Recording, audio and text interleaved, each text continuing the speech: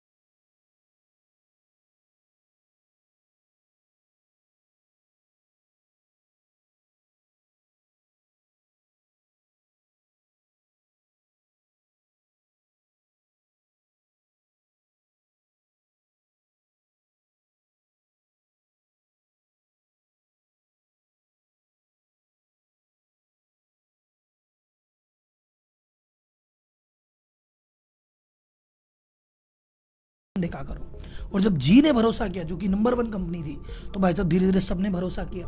तो मात्र 5 साल के अंदर इनका जो असेट अंडर मैनेजमेंट है वो हो गया 20 बिलियन। और धीरे धीरे कंपनी आगे बढ़ने लगी।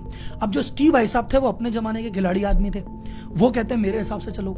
लेरी भाई अपने जमाने का आदमी था, कहता मैं ऐसे चलूं। जब तो 2 कद्दावर आदमी होते ना तो ईगो बढ़ता है। तो इन्होंने कहा यार भैया एक काम करो, अपनी बैटरी अलग हो जाते हैं।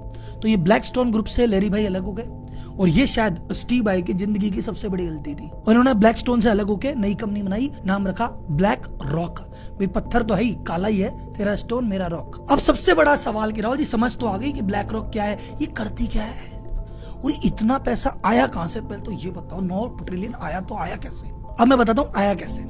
सर जी, पेंशन फंड होते हैं, जैसे भारत सरकार में ऐसा मान लो आपकी पेंशन कट रही है, आपकी 30 साल तक पेंशन कटेगी, मिलेगी तो आपको 31वें साल जाके जब आप रिटायर होगे। तो ये जो पेंशन कट रही है और सरकार के पास पैसा इकट्ठा हो रहा है, ये पैसे का सरकार क्या करेगी, ये पेंशन फंड का क्या करेगी? ये कहते भैया इसको कहीं ठिकाने लगाओ, इसको कहीं इन्वेस्ट करो, पेंशन देनी है। तो ये पैसा किसके पास है? ब्लैक रॉक कहता दो, मैं संभालू। और ये जैसे भारत का संभाला, ऐसे न जाने कितनी कंट्रीज हैं और कितनों के फंड है। इन जैसे मान लो फॉर एग्जांपल डिफेंस वालों का एक अलग फंड है, रेलवे वालों का अलग फंड है, शिक्षा विभाग का अलग फंड है। तो अलग अलग डिपार्टमेंट के, अलग अलग स्टेट के, सेंट्रल गवर्नमेंट के ऐसे कितने ही फंड है, ऐसे फंड संभालता है मेरा भाई। एक आता है सॉवरेन वेल्थ फंड। अब इंडिया के पास बहुत सारा पैसा है, एक्स्ट्रा पैसा है, भैया हमको भी तो इन्वेस्ट करना है, हमको भी तो रिटर्न कमानी है, खाते में पड़ के क्या मिलेगा? बोले यार ब्लैक रॉक भैया देखोगे। आरबीआई के पास बहुत सारा पैसा, आरबीआई बोले क्या करे पड़े पड़े, बोले भाई ब्लैक रॉक देखोगे क्या? तो ऐसे बड़ी बड़ी देश, बड़ी बड़ी कंपनियों के बैंक, बड़े बड़े पेंशन फंड ये लगाते हैं ब्लैक रॉक में पैसे। अब 9 ट्रिलियन कितना होता है कि वर्ल्ड के 300 बड़े पेंशन फंड का टोटल करो तो 6 ट्रिलियन होता है, और ये अकेला 9 ट्रिलियन है। इस फंड मैनेजमेंट करने वाली टॉप 3 फर्में हैं। एक है आपकी ब्लैक रॉक जिसकी हम बात कर रहे हैं, सेकंड आता है वैनगार्ड, तीसरा आता है स्टेट स्ट्रीट कैपिटल।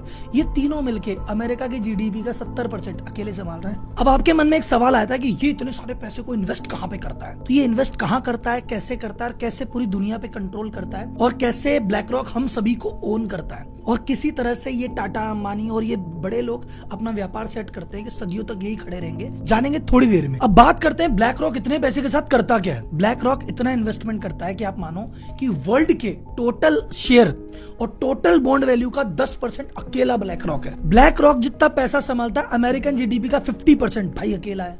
ये वर्ल्ड का लार्जेस्ट शैडो बैंक है और ये वो कंपनी है जो पूरी दुनिया को कब्जे में रखती है। आप कैसे कह सकते हो पूरे वर्ल्ड को ओन करती है? सर, एप्पल इतना बड़ी कंपनी है, अपने सेक्टर की नंबर 1 कंपनी, उसमें 6.5% ब्लैक रॉक रखती है। वेरिजोन में 7.5%, फोर्ड में 7.25%, फेसबुक का 6.5%, वेल्स फार्गो बैंक का 7%, जेपी मॉर्गन का 6.5%, डॉइचे बैंक का 4.8%। कुल मिला के लगभग हर बड़े सेक्टर में, हर बड़े देश में, हर बड़ी इंडस्ट्री में इसका हिस्सा है। अब बात करते हैं पावर ऑफ ब्लैक रॉक की। ब्लैक रॉक इतनी पावरफुल कैसे? 2010 में इसको अवार्ड मिला था मोस्ट इन्फ्लुएंशियल फाइनेंशियल इंस्टीट्यूशन है वर्ल्ड का। चाइनीज गवर्नमेंट आपको जानते हो हर जिसको आने अंदर नहीं आने देती। ये पहली ऐसी कंपनी है जिसको चाइनीज गवर्नमेंट ने अलाउ किया, चलो भाई साहब तुम तो आ जाओ, इन्वेस्ट कर दो। जितनी भी मेजर इंडस्ट्री है, energy, oil, gas, transport, clear energy, इन सब में इनके शेयर हैं। ये कितनी पावरफुल है आप इस एग्जांपल से समझो।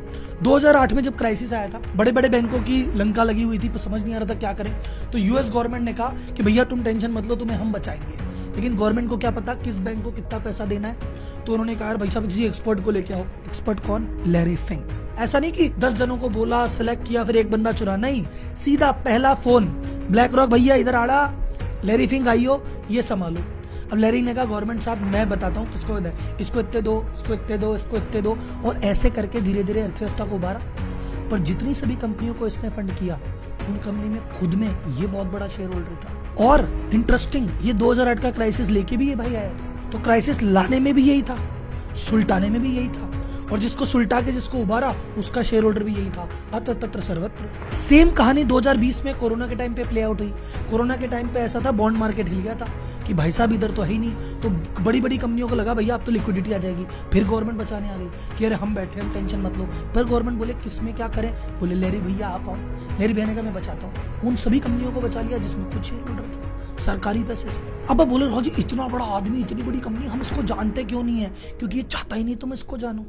देखो एक इंटरेस्टिंग चीज बताता हूँ, नए नए पैसे और पुराने पैसे में फर्क क्या है। नए पैसा वाला आदमी पैसे खर्च करता है कि दुनिया मुझे जाने, पुराना पैसे वाला आदमी पैसे खर्च करता है कि दुनिया मेरा नाम नहीं आना चाहिए। तो ब्लैक रॉक ने भी क्या कर रखा है, यूरोप डूबेगा एशिया में कमा लेंगे, आईटी डूबेगा सीमेंट में कमा लेंगे, हर जगह लेके बैठा है भाई कर लो तुम क्या करोगे। अभी बड़ी कंपनियां डाउन क्यों नहीं होती? जैसे किसी ने मेरे से पूछा राहुल जी ये सऊदी अरामको इतनी बड़ी कंपनी है, अब तेल खत्म हो जाएगा तो इसकी वैल्यू क्या रहेगी? इसकी वैल्यू फिर भी ज्यादा रहेगी, क्योंकि आज सऊदी अरामको के पास इतना पैसा है। वो क्या कर रही है, वो एप्पल का स्टॉक खरीद के बैठ गई, वो रिलायंस का स्टॉक खरीद के बैठ गई, वो चाइना में 5 कंपनियां खरीद लेगी। तो धीरे धीरे हो सकता है, आज देखो फॉर एग्जांपल बहुत सारा पैसा, आज मेरे पास 100 करोड़ रुपए है, पर मेरे 100 करोड़ रुपए धीरे धीरे खत्म होने वाले हैं। तो मैंने 100 करोड़ रुपए कहाँ किया, ऐसी नई कंपनी में इन्वेस्ट कर दिए जो अब उभरेगी। जब वो उभर जाएगी और वो जाने होगी तो मैं उनका स्टेक नहीं में कर दूंगा। तो ये जो कारवां है ना, ये हमेशा चलता रहता है।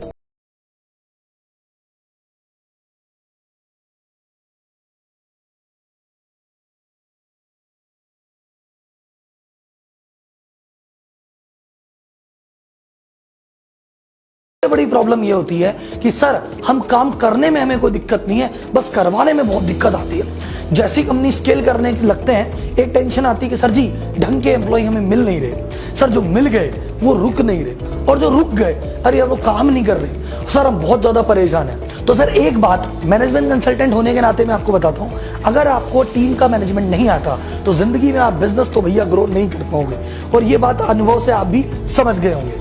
अब बात आती है कि सर जी आखिर ये मेरे साथ होता क्यों है, मैं क्या करूं? सर एक कड़वा सच आपको बताता हूं, आप गिरेबान में झांक के देखिए, 90% केसेस में ये समस्या टीम के साथ नहीं होके टीम ओनर के साथ होती है कि हायरिंग हमको ही नहीं आती, हमको इंटरव्यू लेना नहीं आता, हमको ही टीम को ट्रेन करना नहीं आता, हमको ही काम बांटना नहीं आता, हमको ही मीटिंग करनी नहीं आती। और ये छोटी छोटी चीजें बिजनेस में बहुत बड़ा इंपैक्ट डालती है। तो अगर आप भी चाहते हैं इस समस्या से आप भी जूझ रहे हैं और आप भी चाहते हैं कि सर एक बढ़िया टीम मैनेजमेंट सीख जाऊं और टीम मैनेजमेंट के साथ साथ फाइनेंस का मैनेजमेंट भी आए, सेल्स भी आए, मार्केटिंग भी आए, तो मैं Rahul Malodiya, chartered accountant, management consultant and business coach, आज तक 18,000 से ज्यादा बिजनेस ओनर को ट्रेन कर चुका हूं और उनकी लाइफ में एक बड़ा बदलाव ला चुका हूं। तो अगर आप भी जानना चाहते हैं कि क्या छोटी छोटी गलतियां आप कर रहे हैं और उनको सीख के कैसे तुरंत आज से अभी से आप अपने जीवन में और एम्प्लॉय मैनेजमेंट की टेक्निक में कैसे बदलाव ला सकते हैं, तो नीचे दिए गए लिंक पे अभी क्लिक कीजिए और रजिस्टर्ड कीजिए मेरी 4 घंटे की वेबिनार, जो कि हर संडे 10 बजे से लेकर 2 बजे तक होती है, व्यापारी टू सीईओ उसके लिए। और ये मेरा आपसे प्रॉमिस है कि आप रोज ऑफिस में जाके 8 से 10 घंटे काम करते हैं, उसमें से 4 घंटे आपके टीम मैनेजमेंट में ही खर्च होते हैं।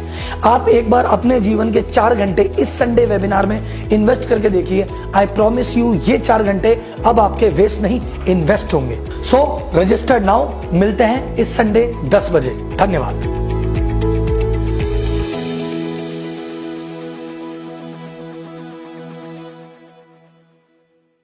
तो आज की वीडियो में बस इतना ही। ब्लैक रॉक पे मैंने रिसर्च की, बहुत सारी वीडियो मिली, लैरी फेंग पे बहुत सारी वीडियो मिली, पर अगर आपको लगा कि सारी वीडियो में ये अलग निकल के आई, इसने जो समझाया, तो लाइक करके एक बार मुझे प्यार से कमेंट बॉक्स में बता देना कि भाई ये वीडियो आपकी बढ़िया थी। ठीक है, इसी इंस्पिरेशन, इसी मोटिवेशन के साथ अगली वीडियो फिर लाते रहेंगे। तब तक के लिए धन्यवाद। जय हिंद।